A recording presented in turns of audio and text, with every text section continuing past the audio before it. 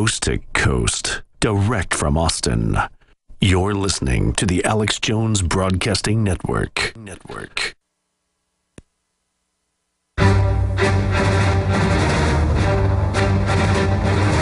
Big Brother, mainstream media, government cover-ups. You want answers? Well, so does he. He's Alex Jones on the GCN Radio Network. And now, live from Austin, Texas, Alex Jones. Welcome to the Alex Jones Show on this Thursday, June 5th edition, 2014. I'm David Knight. I'll be your host today. We've got a lot of information, and we're going to be taking your calls as well. Today, we're going to be talking about Obama. Many people on both the left and right are talking about how he is becoming more and more like Nixon. I would say he's getting his Nixon on. Both commentators from the left and the right, how he's essentially doing what Nixon always wanted to do. Remember that quote from Nixon in the David Frost interview where he says, if the president does it, it's not illegal. You know, that type of thing. That's what we're hearing from the Obama administration now. I think that's what we really need to focus on this Bergdahl case. We've seen these types of actions time and time again, but as Jonathan Turley has pointed out, and he's I believe it's Harvard. It's one of the liberal institutions. Is it Harvard, guys? Anyway, Jonathan Turley has been pointing out on CNN, on Sean Hannity, very clearly the law states that he has to give 30-day notice in advance, not 3 days afterwards. Does he talk to the Congress? Not 3 days before, 30 days before, not 30 minutes after, 30 days before. It's a very clear violation of the law. As we have seen time and again, as we have seen with the actions of the NDAA, which ironically is the clause that has that 30-day provision in it. So essentially, Obama has been kind of hoisted by his own petard. Maybe he shouldn't have signed that NDAA Act. I certainly don't think he should have. But we're also going to be talking about David Letterman. He had Anderson Cooper on his show, and desperate as he was to get attention and ratings as he's sinking into irrelevancy, they decided they would talk about gun control and basically rehash all of the old liberal talking points. So we're going to talk about that in light of the killing in California. And you know what's really behind it? It's really, guess what? Drugs. Where else do you think people are going to stop acting like animals like that? How do they lose their empathy and sympathy for other humans to be able to kill in that manner? It doesn't matter whether it's a gun or whether it's knives that he used on people. The issue is, how does one transform from being a human being to someone who will just lash out like that? And time again, we see it is the drugs, the SSRI drugs. In this case, it's a Xanax addiction to prescription drugs. That is what is making people crazy. But we don't want to talk about that. We can have a massive war on drugs, on recreational drugs, but we don't even want to mention the dangerous side effects to the pharmaceutical companies because, you know, hey, those are the sponsors of television. Virtually all of television is sponsored now in a way that it has never before been sponsored by pharmaceutical companies. 10, 20 years ago, you never had every other commercial be a pharmaceutical commercial with a long, long list of side effects. Well, this is one side effect we need to be talking about. So we're going to talk about that. We see that the European central banks are now floating the idea of a negative interest rate. That's right. Let's borrow our way into prosperity. And actually, we have an article up on InfoWars where we've got somebody actually suggesting that that's been the motive behind much of the motivation behind much of the things happening in our economy, telling people they can live the good life. You can go from working hard to playing hard if you just go into debt. That's essentially what this guy says. We're going to talk a little bit about that. But all this week, we've been talking about the freedom of the press. We've been talking about how easy it is for government to work with media and to run down the memory hole things like the Bilderberg Group meeting secretly for decades, to run down the memory hole things like Tiananmen Square 25 years ago, to essentially pretend that it didn't exist and make an entire generation of Chinese ignorant about what happened on that day. We've seen that they've been able to run down the memory hole NSA whistleblowers like Benny and Drake. But a year ago, we had leaks from Snowden, and we're going to talk about the effect that that's had, what people have learned about that, and how finally that has taken out of the memory hole the dirty, hidden secrets of the NSA. So join us, and we're going to be taking your phone calls at 1-800-259-9231.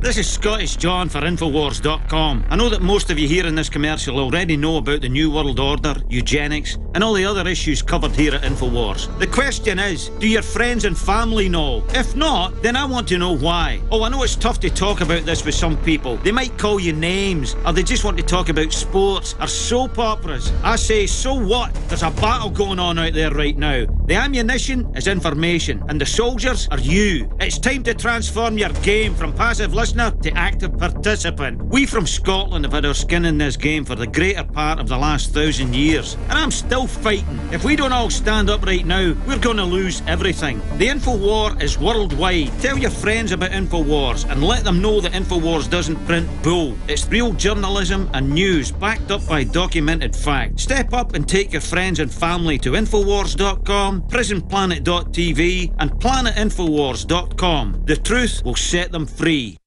General, what do you think about the FBI saying that there's a terror alert on Monday about a potential Fort Hood situation? The police are shoving people, shoving Alex, shoving the crowd. Here we go, folks. I'm being assaulted. Whether it's the radio show, the news websites, documentary films, or the nightly news, Infowars is the tip of the spear. Is this another false flag stage attack to take our civil liberties and put more homeland security while sticking their hands down on the pants on the streets? It's up to us to set brush fires in the minds of men and women everywhere, and that's what PrisonPlanet.tv is designed to do. You watch, the Assad regime is going to be blamed or accused of using chemical weapons against the so-called rebels. What we see now is a war against reality. It's a war against the truth. It's more vital than ever that supporters of freedom become members of PrisonPlanet.tv and share their membership with up to 11 friends and family. Visit InfoWarsNews.com today. Become a member, share your membership, and help take the Infowar to the next level.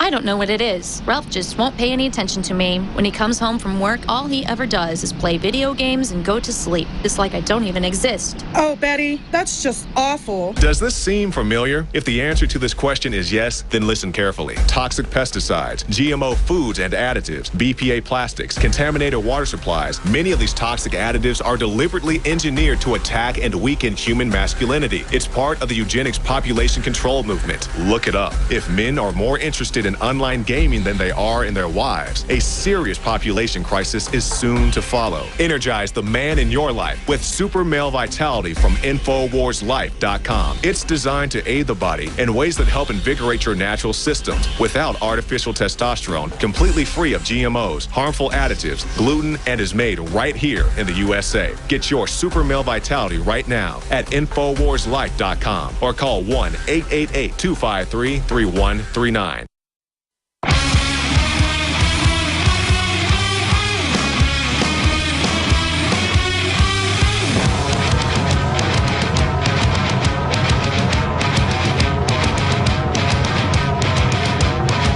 If you are receiving this transmission, you are the resistance.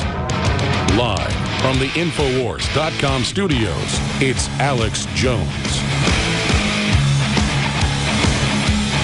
Welcome to the Thursday, June 5th edition of the Alex Jones Show. I'm David Knight. I'll be your host today. June 5th. It was just 1 year ago that we saw the first of the Ed Snowden leaks come out.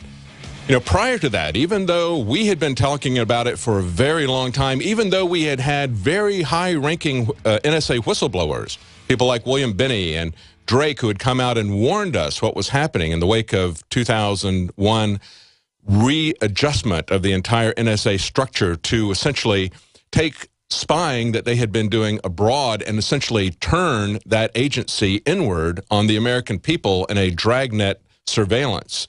They warned us about it, but essentially it went down the memory hole, just like the press's coverage of Bilderberg for generations, just like the coverage of Tiananmen Square was ignored, and the Chinese media, the Chinese government, the Chinese textbooks pretended that that never happened. Well, we had a press that was essentially pretending that the NSA whistleblowers and what they were talking about essentially wasn't happening, even though William Binney was the highest-ranking technical person with global responsibility, and he blew the whistle on what was happening with this. It was a tale of insider corruption, paying a lot more for software that had been developed. They had software that he had developed, that he had been a part of, that was developed internally in the NSA, and it was able to do the job without violating the Fourth Amendment rights of innocent Americans, and yet they decided that they would go with a contractor, and I don't know what that was, but they would go with a contractor who would essentially charge a great deal of money and do a dragnet surveillance. So they went from one that was called, I think, ThinThread, was developed internally by Benny and others. They went to Trailblazer. And they were blowing the whistle, but nobody was listening to them.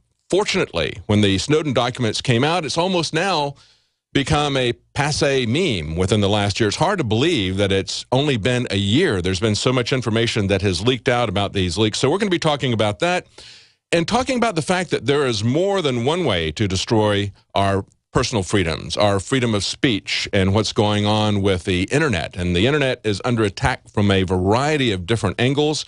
We're going to be talking about net neutrality, a great comment flooding. There were comments that flooded the FCC from a video from John Oliver.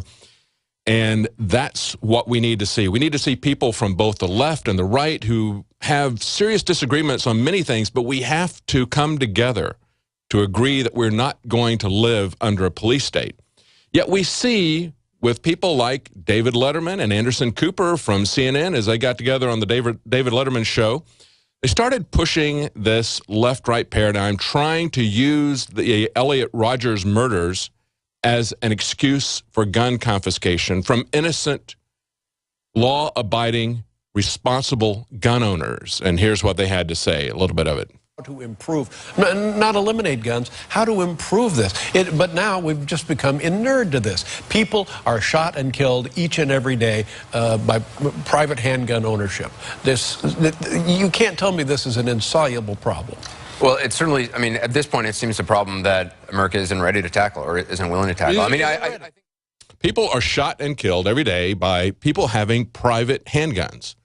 Well, you know, people are shot and killed every day in this country by police who are operating under rules of engagement that should never have taken place.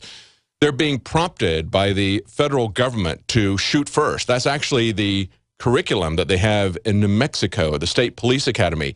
They had a long-time veteran instructor there who refused to teach that, who resigned rather than teaching that. But those are the rules of engagement that we see being pushed by a government. Do we want that government to have a monopoly on force? Do we want to take guns out of the hands of individuals who are behaving responsibly? And they completely ignore, in this discussion that David Letterman has with Anderson Cooper, they completely ignore the root cause. As we have pointed out before, in every one of these mass murder cases, it is always mood-altering, mind-altering, behavior-altering drugs. And in this case, in Elliot Rodgers, we now know that he had an addiction to Xanax. What can make someone lose all empathy, all sympathy for other human beings? What can make them get into a trance-like state where they can run over people on the road and not be bothered by it? They can operate and yet completely have any sense of what they're doing, any moral right or wrong, completely severed. Well, it's these drugs. Nobody's going to talk about it. Why? Because the big sponsors for David Letterman's show, as well as the rest of the mainstream media, are these pharmaceutical companies. We have an entire war on drugs, which is turning our government into a predator, SWAT teaming people, shooting them without warning, no-knock raids, militarized police departments. We can have that in the name of a war on illegal drugs, but we can't even talk about the murderous side effects of the pharmaceutical drugs.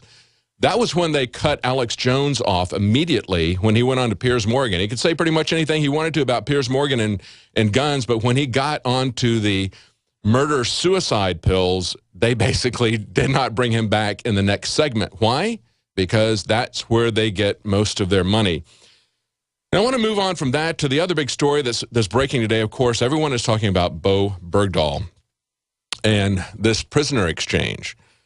There's a lot to talk about here. There's a lot to talk about in terms of releasing these people, but I think the key thing we need to focus on, And what we see people on both the left and the right talking about is the comparisons to Nixon and how he has an imperial president.